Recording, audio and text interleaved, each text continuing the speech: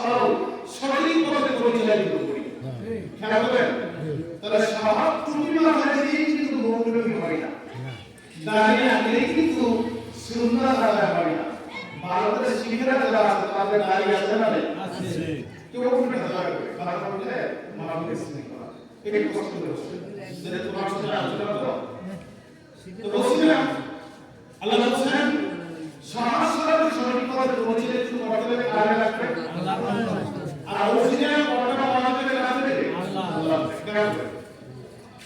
আল্লাহ বলছেন আমার কাছে সহস্রার সঠিক পথ দাও। কোন পথ? সিরাতাল লাযিনা আনআমতা আলাইহিম, ওই পথ যেই পথে আমি আল্লাহ রাব্বুল আলামিন আমার বেশ কিছু বান্দা আমার ওই পথে চলে আমি আল্লাহর বন্ধু হয়েছে। সুবহানাল্লাহ। সিরাতাল লাযিনা আনআমতা আলাইহিম, আল্লাহ বলেন আমি যাদেরকে নিয়ামত দান করেছি তুমি আমাকে বলো আমি তোমার ওই পথে পরিচালিত করি। সুবহানাল্লাহ। সেই পথ আমাদের যাওয়ার দরকার আছে না আছে। কোন পথ? কোরআনে আল্লাহ বলেন উলাইকা মা আন'আমা আল্লাহু আলাইহিম মিনান নাবিয়্যিন ওয়াস-সিদ্দীকিন ওয়াশ-শুহাদা'i ওয়াস-সালিহিন। আল্লাহ বলেন উলাইকা মা আল্লাযিনা আন'আমা আল্লাহু আলাইহিম, আমি আল্লাহ চারটা শ্রেণীর উপরে আমি আল্লাহ নিয়ামত দিয়েছি। আল্লাহ স্পেশাল নিয়ামত দিয়েছেন পাঁচ শ্রেণীর মানুষ। চার শ্রেণীর মানুষ আল্লাহ আমাকে নিয়ামত দিয়েছেন স্পেশাল নিয়ামত। এর মধ্যে এক শ্রেণীর মানুষ হলো আল্লাহ বলেছেন মিনান নাবিয়্যিন, সব নবীরা। সুবহানাল্লাহ। এক নম্বর দেশের নাম আসলে 99 জন পয়গম্বর, 24 হাজার পয়গম্বর, এই সব নবীরা আল্লাহ তাআলা স্পেশাল নিয়ামত দিয়েছেন। সুবহানাল্লাহ। সমস্ত নবীদের মধ্যে একবার সুপার পাওয়ার সবচেয়ে দামি নবীর নাম কি? মুহাম্মদ সাল্লাল্লাহু আলাইহি ওয়াসাল্লাম। সবাইকে কথা আছে কি বলতে বলেন হযরত মুহাম্মদ রাসূলুল্লাহ সাল্লাল্লাহু আলাইহি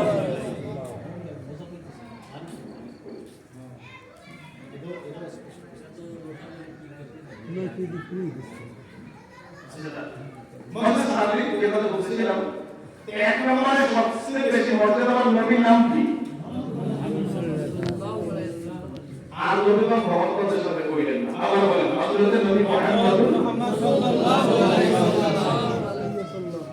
এই এমন একজন নবী যেই নবীর নামটা উচ্চারণ করলে কম কম আপনারা আমার 50টা নেকি হয়, সুবহানাল্লাহ। আর 10টা খাস রহমত বর্ষিত হয়, সুবহানাল্লাহ।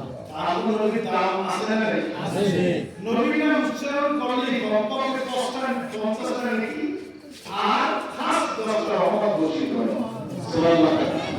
এই জন্য নবীর নামটা উচ্চারণ করব আদরের সাথে, মনে থাকবে তো? কিসের সাথে? আদরের সাথে। মানে সাথে যত নবীর ছিলেন সবচেয়ে দামি পয়গম্বর আপনার আমার নবী মুহাম্মদ রাসূলুল্লাহ সাল্লাল্লাহু আলাইহি ওয়াসাল্লাম। কতটুকু দামি খেয়াল করেন। এই জগতের মধ্যে যত নবী রাসূল এসেছেন সব নবীদের কাছে আল্লাহ ওহী পাঠিয়েছেন।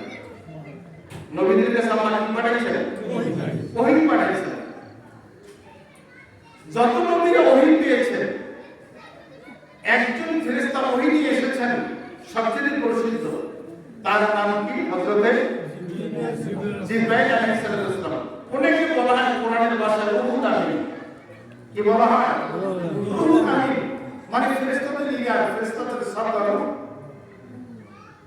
সব নবী অন্যান্য নবীদের কাছে 300 বার, 500 বার, 700 বার, 50 বার প্রত্যেক নবীর কাছে জিবরাইল পৃথিবীর শুরু থেকে গেছেন। আর আপনার আমার নবীর কাছে জিবরাইল সাহেব দীর্ঘ 23 বছরে নবীর কাছে এসেছেন এক নয় দুই নয় কমপক্ষে 24,000 বার। সুবহানাল্লাহ। কয়বার? পিছন থেকে আওয়াজ হয় না, কয়বার? 24,000 বার। এটা দূরত পড়ে সাল্লাল্লাহু Muhammad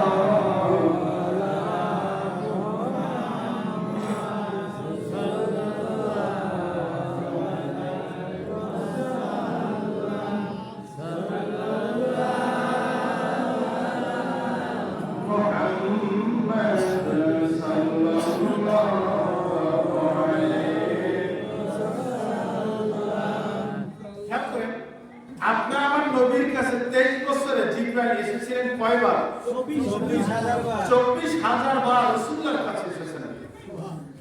তো 24,000 বার যখন আসলেন, তার জীবনের সবথেকে দুইটা সময় ছিল সবথেকে বেশি দামি।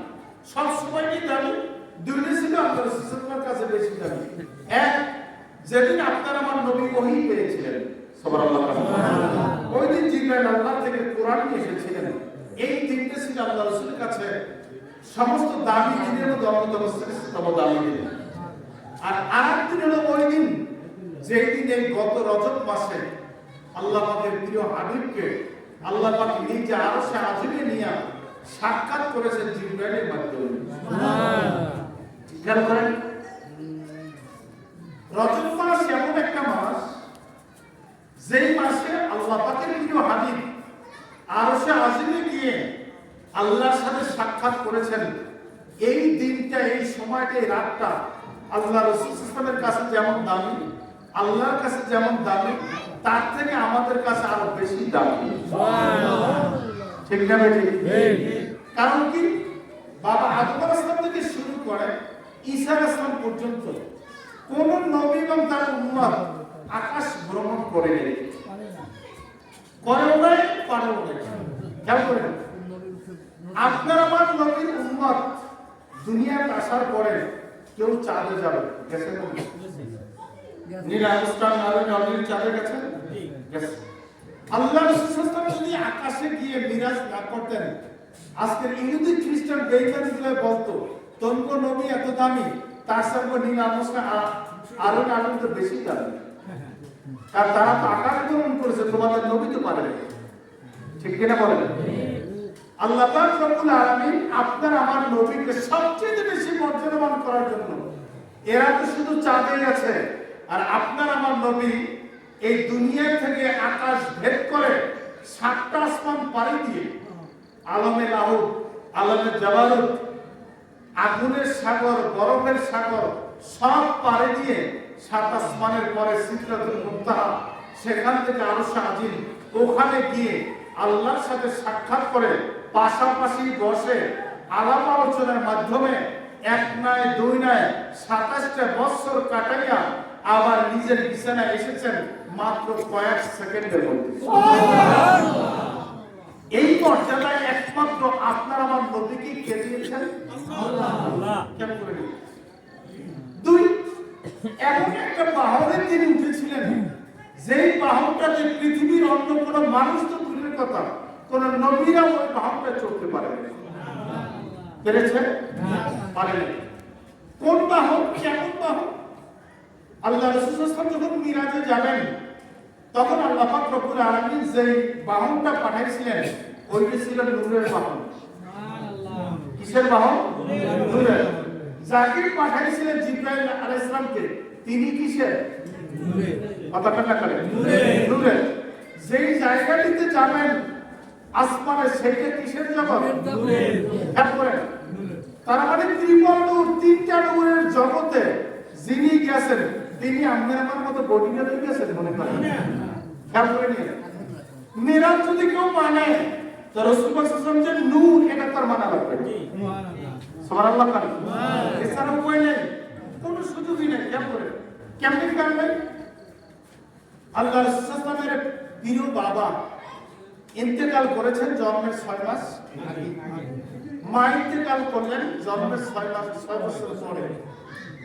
2 বছর পর দাদা ইন্তেকাল করলেন। চাচা আবু তালেব রক্ষণাবেক্ষণ করলেন, চাচাও চলে গেলেন।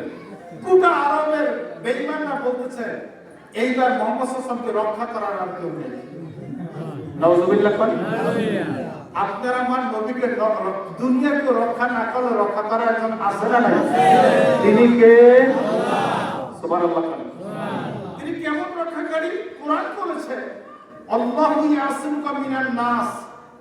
হে আল্লাহ রাসূল, तमाम পৃথিবীর কোন মানুষ আপনাকে সাহায্য করুক আর না করুক, আমি আল্লাহ নিজে আপনার পাহারাদার। সুবহানাল্লাহ। তা কেমন নবী আপনি চিন্তা করেন, যার পাহারাদার আল্লাহ নিজে। আর জোরে বলেন সুবহানাল্লাহ। আপনার আমার নবীর একমাত্র পাহারাদার কে? আল্লাহ। কোরআন বলেছে ওয়া আল্লামনাকা মা লাম তাকুন তা'লাম।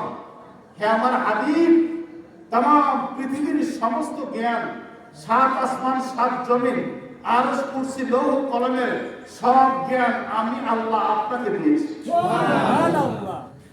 ইব্রাহিম আলাইহিস সালামকে আল্লাহ পাঠাইছেন ইরাকে, মুসা আলাইহিস সালামকে আল্লাহ পাঠাইছেন মিশরে। এক একজন নবীকে এক এক এলাকায় পাঠাইছেন। আর আপনারা আমার নবীকে আল্লাহ পাঠাইছেন সাত আসমান সাত জমিন আরশ কুরসি লৌহ কলমের সব জায়গার তিনি নবী। সুবহানাল্লাহ। এই জন্য আমরা যে বলি আমাদের নবী বিশ্ব নবী, আরে বাবা বিশ্ব নবী না, আপনার আমার নবী গোটা জগতের নবী। সুবহানাল্লাহ। এটা কি আমার কথা না কোরআনের কথা?